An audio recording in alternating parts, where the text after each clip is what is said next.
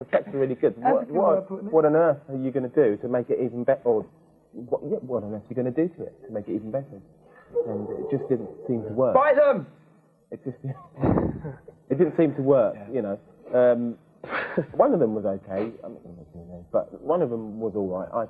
I personally might have used it. I just want something slamming though, you know? It's just really annoying you know, Jay wants something slamming and you know, they he's weren't done a great slamming. single, he's done a great video, and I just don't want something that's lacklustre, you know? I mean, it's not they weren't, but they were alright. It's not quite what I'm looking for. It's like, please. You're talking about something slamming. You go to the final track on the album, I think it's possibly one of the best songs you've ever written, King for a Day. Lyrically, musically, it's a very haunting song. It's got a classical influence, the harp's scored in there. It's got to be a future single. I think that could be, for me, I think that could be the song that will give you a huge fan base, or widen your fan base. Because it's a great song. Thank you.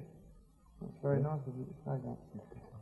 I like the song, yeah. It's very... Great performance. Yeah, it's nice. It's just nice. We worked hard on getting drum sounds like that. You know, to give it an old haunted feel.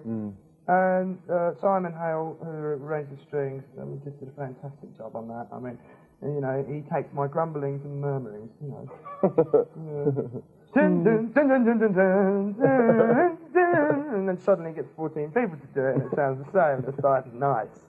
You know, there's nothing, for me, as a person who doesn't play a musical instrument directly, there's nothing greater than to vocally give an idea over and somebody come with exactly what you want. For me, that's the biggest part of making music. Well, I wouldn't have a job anyway. Tell you that much. I suppose it has to be, yeah. Yeah, I think it probably will be a single due to public demand, I'm sure. Cool. Maybe I should, yeah. I mean, I don't know what will happen there, but I just want to tell you all that if you don't get a Canned Heat remix on the first single, fear not, it will come on the second one. Yes. Because I will damn well make sure there is one there, make no mistake. What's going to be the next single after Canned Heat?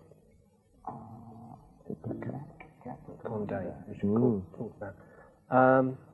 Any other ones you want to talk about? Well, I like Planet Home, man. It's a great millennium track. I didn't think that was going to be a single, but talk about it anyway. Well, I just really like it. You know, I wanted to sort of mention the 2,000 years of religion and war that we've had, and I thought it would be a nice way to do it. You know, it's a play on the there's no place like home, I suppose. That's the message that people have above their beds. But, you know, the world's become such a small place, really, communications and with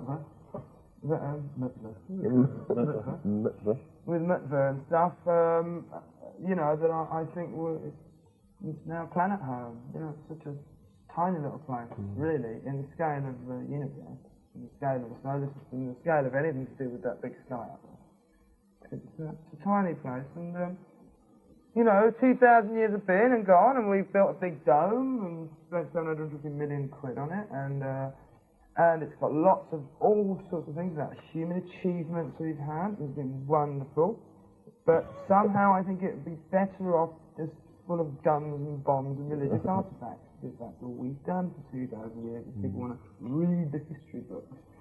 And it would have been really nice if we could have sort of had a fresh start, you know, and say, hey, year 2000, we're going to try and stop the conflicts going around the world. I suppose there must be at least 100 conflicts going around the world as we speak. And what's happening in Kosovo is appalling and terrible, and can only remind you of Hitler and the Nazis, who are some of my favourite people. And it just can't go on in 1999 on the other side of Europe. It's only a few miles away from Italy, you know. And we were talking to the Italians yesterday, and you know, and it was like they're worried, and I wouldn't blame them. Well, yeah, with some nutcase over there. I mean, all we need is people like him to team up with that drunken Russian. The drunken Russian and the nutty Iraqi, and we've really got a lovely little threesome there. We're in trouble. You know, it's terrible.